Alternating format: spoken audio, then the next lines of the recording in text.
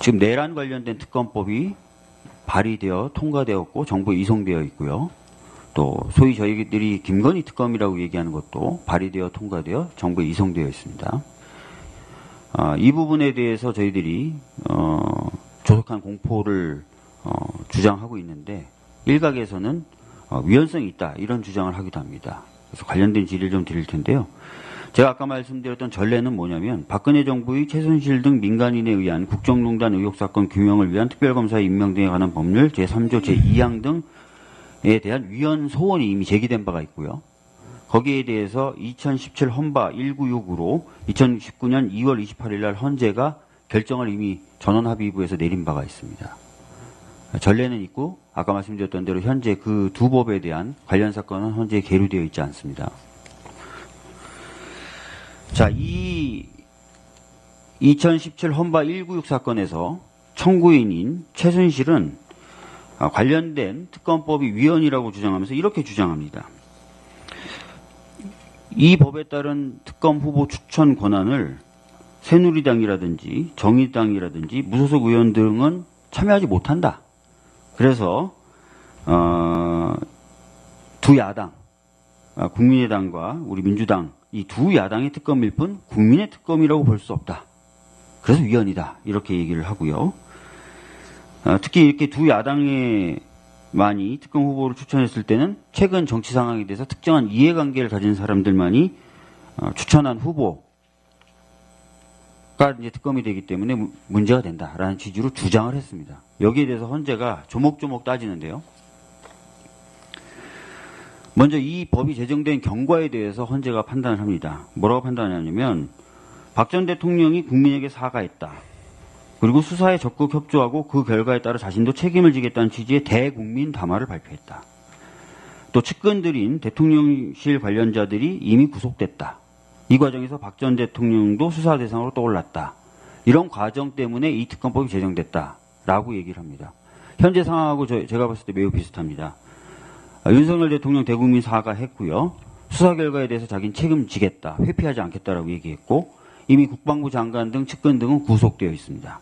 그리고 본인도 현재 관련자들의 구속영장 등에 보면 내란 수개로 적시되어 있는 상황입니다. 수사 대상으로 떠올랐다는 것이죠. 소환 통보 계속 받고 있습니다. 어떻습니까? 지금 현재 상황하고 이 판결에 적시되어 있는 상황하고 유사하다고 보여지십니까? 그런 면도 있는 것 같습니다. 네, 좋습니다. 자, 이 사건에서 헌재는 또 이렇게 얘기합니다.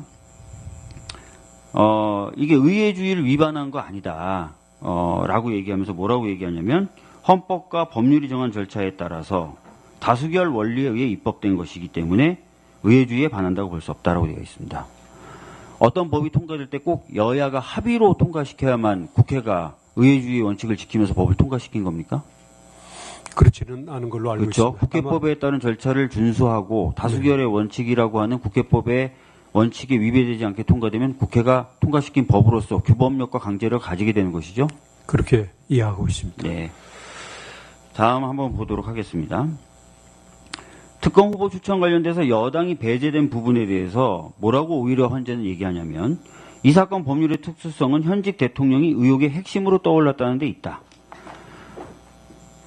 자, 대통령과 국회 내 여당 의원이 동일한 정당에 소속됨으로써 정치적 이해관계를 공유하고 있는 정당 정치의 현실을 고려할 때 여당이 특별검사 후보자 추천권을 행사에 참여하는 경우에 추천권자와 이해관계를 같이 할 대상을 수사하고 기소하는 결과가 될 수 있어 오히려 이해상충한다는 취지로 해석을 하고 있습니다. 자, 이런 이해 충돌 상황이 야기되면 특별검사제도 도입 목적을 저해할 우려가 있다는 판단하에 여당은 추천권을 행사하지 않도록 입법자가 정한 것을 두고 심판 대상 조항이 합리성과 정당성을 상실하였다고 보기는 어렵다라고 판단하였습니다. 자, 헌법 원칙에 대해서 묻겠습니다.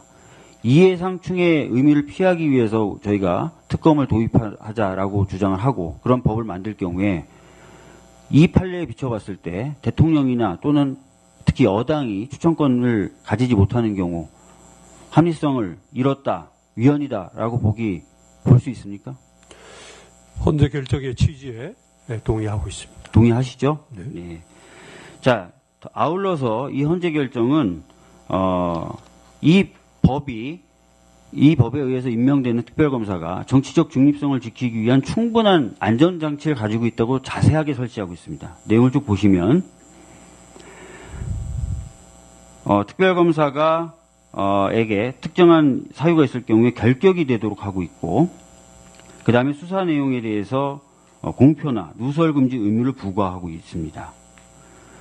그리고 특별검사가 직무를 벗어난 수사 등을 하는 경우에 수사 대상이 이의 신청을 할 수 있도록 되어 있는 등 여러 가지 또한 안전장치가 덧붙여져 있다라고 추가적으로 설명합니다.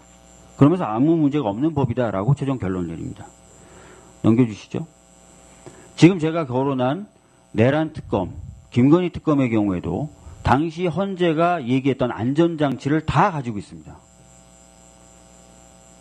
자, 아까 말씀하셨던 것처럼 이 헌재의 취지는 대통령이 의혹의 핵심일 때 대통령과 이해관계를 같이 하는 여당이 후보를 추천하지 못하도록 하는 것, 합헌이다라고 얘기했고, 아울러 추가적인 안전장치가 법에 마련되어 있기 때문에 더욱 문제가 없다고 했는데, 그 추가 안전장치에 대해서 이 두 법도 모두 다 갖추고 있습니다.